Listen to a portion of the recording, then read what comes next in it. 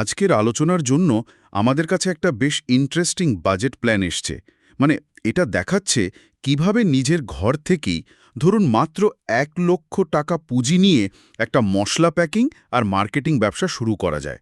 তো আমরা আজকে এটা একটু খুঁটিয়ে দেখব, মানে টাকাটা কিভাবে ভাগ হচ্ছে আর এই প্ল্যানটা আসলে কতটা কাজের।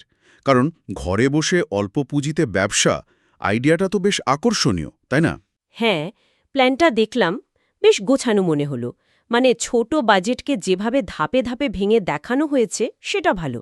এই যে জায়গা তো নিজের বাড়ি, তারপর প্যাকেজিং, কিছু মেশিনপত্র, কাঁচামাল মানে মশলা, লাইসেন্স, আবার মার্কেটিং, সব খরচেরই একটা মোটামুটি হিসাব আছে। এখন আসল কথা হলো এই 1 লক্ষ টাকার হিসাবটা বাস্তবে কতটা খাটবে সেটাই দেখার। আচ্ছা, তাহলে চলুন খরচের ভাগগুলো একটু দেখি। প্রথমেই তো প্যাকেজিং উপকরণ, তাই না? এটার জন্য প্রায় 25,000 টাকা ধরা হয়েছে। মানে পলিব্যাগ বা ফয়েল প্যাকেট, লেবেল, কার্টন এই সব আর কি। এরপরে হলো কাঁচামাল, মানে বিভিন্ন রকম মশলা কেনা আর সেগুলো রাখার জন্য ড্রাম বা কন্টেইনার। এখানেও প্রায় 25,000 টাকা। তার মানে কি দাঁড়াচ্ছে, মোট বাজেটের প্রায় অর্ধেকে তো এই দুটো জিনিসই চলে যাচ্ছে। একদম ঠিক। 50,000 টাকা মানে পুরো 50% বাজেটই কিন্তু প্যাকেজিং আর কাঁচামালে। এটা শুরুতে স্বাভাবিক লাগলেও ব্যবসা যখন একটু দাঁড়াবে তখন এই খরচটা কমানোর বা আরও অপটিমাইজ করার উপায় কিন্তু বের করতে হবে। মানে ধরুন পরে হয়তো বেশি পরিমাণে কিনলে দাম কমবে, কিন্তু তখন আবার কোয়ালিটি ধরে রাখা, স্টোরেজ এগুলোর চ্যালেঞ্জ আসবে। ঠিক বলেছেন। এরপর আসছে মেশিনারি। এখানে বাজেট প্রায় 20,000 টাকা। এর মধ্যে আছে ওজন মাপার স্কেল, মশলা পরিষ্কার করার কিছু সরঞ্জাম আর একটা second hand sealing machine, packet seal করার জন্য। সেকেন্ড হ্যান্ড মেশিন ব্যবহার করার আইডিয়াটা খরচ কমানোর জন্য তো বেশ ভালো মনে হচ্ছে। কিন্তু মানে সেকেন্ড হ্যান্ড জিনিস দিয়ে শুরু করাটা কতটা নির্ভরযোগ্য হবে? শুরুতে সমস্যা করবে না তো? দেখুন, নতুন ব্যবসায় খরচ বাঁচাতে সেকেন্ড হ্যান্ড মেশিন কেনাটা একটা চালু কৌশল। প্রাথমিক ইনভেস্টমেন্ট তো কম লাগে, তবে হ্যাঁ, একটা ঝুঁকি তো থাকেই।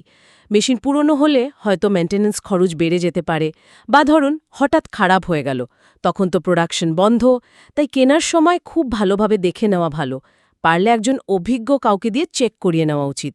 আর এই 20,000-এর মধ্যে কিন্তু কিছু পরিষ্কারের সরঞ্জামও ধরা আছে, যেটা কোয়ালিটি কন্ট্রোলের জন্য জরুরি। আচ্ছা, আচ্ছা। এরপর হলো বাসায় ব্যবসার সেটআপ। মানে হয়তো মশলা রাখা বা প্যাক করার জন্য একটা গোছানো জায়গা তৈরি করা। সেটার জন্য ধরা হয়েছে 10,000 টাকা। আর এরপর আসছে খুব জরুরি একটা বিষয়, লাইসেন্স আর লিগ্যাল কাগজপত্র। বাজেট 10,000 টাকা।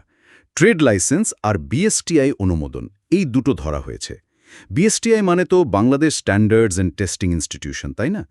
এর অনুমোদন কি সত্যিই খুব দরকার? হ্যাঁ, বিএসটিআই মানে সেটাই।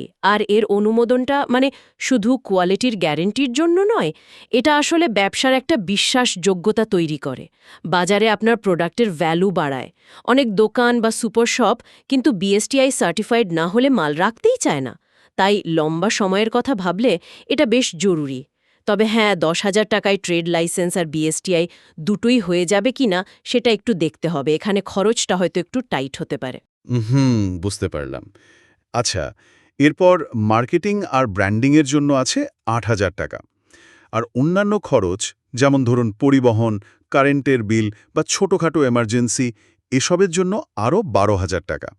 কিন্তু সব মিলিয়ে তাহলে খরচ দাঁড়াচ্ছে 25 plus 25 plus 20 plus 10 plus 10 plus 8 plus 12, 1,10,000 টাকা।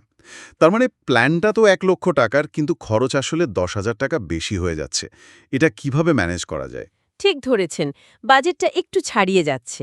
আসলে সোর্সেও তো সেরকমই ইঙ্গিত করা হয়েছে। এর সমাধান হতে পারে শুরুতে হয়তো প্যাকেজিংয়ের খরচটা একটু কমানো। মানে হয়তো দেখতে একটু কম আকর্ষণীয় হলো, কিন্তু কাজ চলে যায় এমন প্যাকেজিং ব্যবহার করা। অথবা মার্কেটিং বাজেট কিছুটা কমানো, কিন্তু সেটার আবার ঝুঁকি আছে, পরিচিতি পেতে দেরি হতে পারে। আরেকটা উপায় হতে পারে নিজের জমানো টাকা থেকে এই অতিরিক্ত 10,000 টাকার ব্যবস্থা করা, বা ব্যবসার লাভ থেকে আস্তে আস্তে এটা পূরণ করা। তবে একটা ছোট্ট ইমার্জেন্সি ফান্ড কিন্তু রাখা ভালো সবসময়। আচ্ছা, খরচ বাঁচানোর জন্য সোর্সে কিছু টিপসের কথাও বলা হয়েছে। যেমন শুরুতে একগাদা মশলা না কিনে অল্প অল্প করে কেনা। সোশ্যাল মিডিয়াতে, যেমন ধরুন ফেসবুক পেজ বা গ্রুপে, ফ্রিতে প্রচার চালানো। লোকাল দোকান বা হাটে নিজে গিয়ে বিক্রি করা, তাহলে ডিস্ট্রিবিউটরের খরচ বাঁচবে। আর কর্মচারী না রেখে যদি সম্ভব হয় পরিবার বা বন্ধুদের সাহায্য নেওয়া, এই টিপসগুলো কেমন মনে হয়?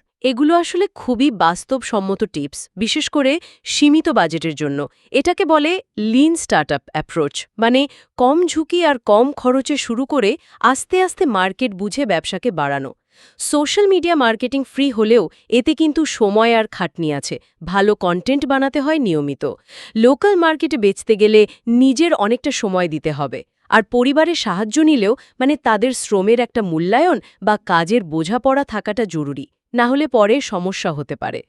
আর সোর্সে যে কাস্টমারের ফিডব্যাক নিয়ে কোয়ালিটি ইমপ্রুভ করার কথা বলা আছে, ওটা কিন্তু লিন স্টার্টআপের একটা কোর আইডিয়া। ব্যবসার লং টার্ম সাকসেসের জন্য খুব গুরুত্বপূর্ণ।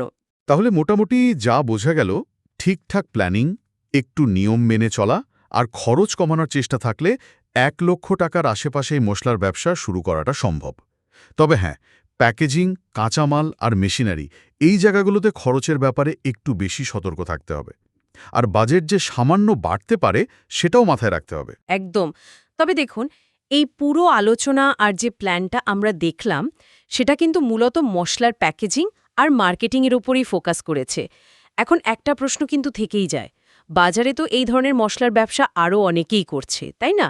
সেক্ষেত্রে শুধু ভালো প্যাকেজিং বা একটু মার্কেটিং করলেই কি লম্বা সময় টিকে থাকা যাবে?